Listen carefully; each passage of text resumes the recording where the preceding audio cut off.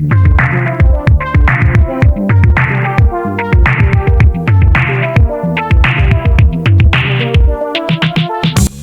back to the Ride Lens. Let me ask you something before we go any further. Have you ever stood next to a car at the dealership and thought, it looks good, but is it actually worth what they're asking? That was exactly my reaction when I first saw the 2026 Honda CR-V. And after spending proper time with it, I've got some thoughts, both positive and critical. By the end of this, you might not expect my final verdict, so stick around. Now here's what makes this interesting. Honda hasn't completely reinvented the CR-V for 2026. Instead, they've refined the things that genuinely matter, and they've done it quietly. At first glance, it might just look like another SUV blending into traffic. But then you notice the slimmer LED lights, the more assertive grille, and the stronger stance. It carries itself differently. It's not shouting for attention, but when it rolls up beside you at a set of lights, you definitely look twice. And if you're living in the UK, you already know life isn't just about how a car looks.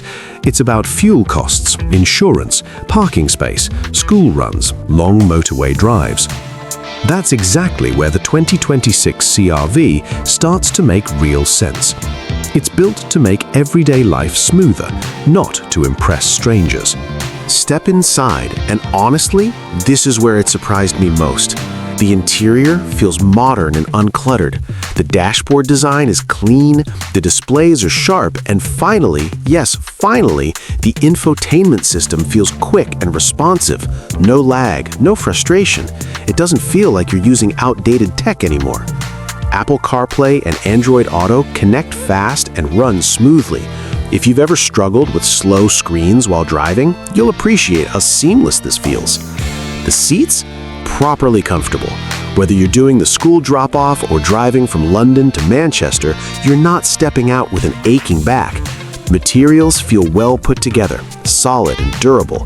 That's classic Honda, understated but built to last. Now let's talk space, because this is a big deal.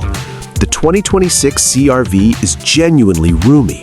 Rear passengers get plenty of legroom, even taller adults. And the boot space? Massive for this segment. Pushchairs, weekly shopping, suitcases, gym bags, it all fits without turning loading the car into a puzzle. On the road, the CR-V doesn't pretend to be something it's not. It's not a performance SUV, and that's actually a good thing.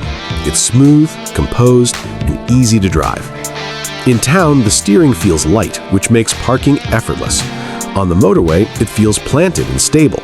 No awkward floating sensation, no nervous handling, just calm, predictable driving. The hybrid system especially makes sense for UK roads.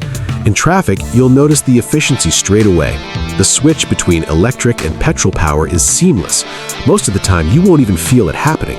With fuel prices being what they are, that's a serious advantage. Another thing I noticed, it's impressively quiet. Wind noise, road noise, engine sound, all well controlled. At 70 miles an hour, you can actually have a normal conversation without raising your voice. That makes longer trips far less tiring. Safety is well covered too. Adaptive cruise control, lane assistance, blind spot monitoring, automatic emergency braking, it's all included. But what I like is how subtle it feels. Some cars constantly beep and flash warnings. The CR-V just works in the background without stressing you out. It's pouring rain. You're late. Traffic's building. Kids are restless in the back. That's when a car like this shows its true value. Good visibility, smart wipers, bright headlights, and everything just works. No drama, no stress. Design-wise, Honda's given the CR-V a more mature, confident look. It doesn't feel like a basic family SUV anymore. Park it next to premium brands, and it doesn't look out of place. So here's the big question. If you were buying an SUV in the UK today, would you go for the sensible, refined 2026 Honda CR-V, or would you choose something flashier from a German brand? Let me know in the comments. I genuinely read them. Because at the end of the day, this car is about making smart decisions.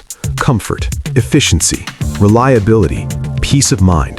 The kind of things you appreciate every single morning. If you enjoyed this honest breakdown, hit like. It really helps the channel grow. And subscribe so you don't miss the next review. Now tell me, would you buy the 2026 Honda CR-V? Yes or no? And why?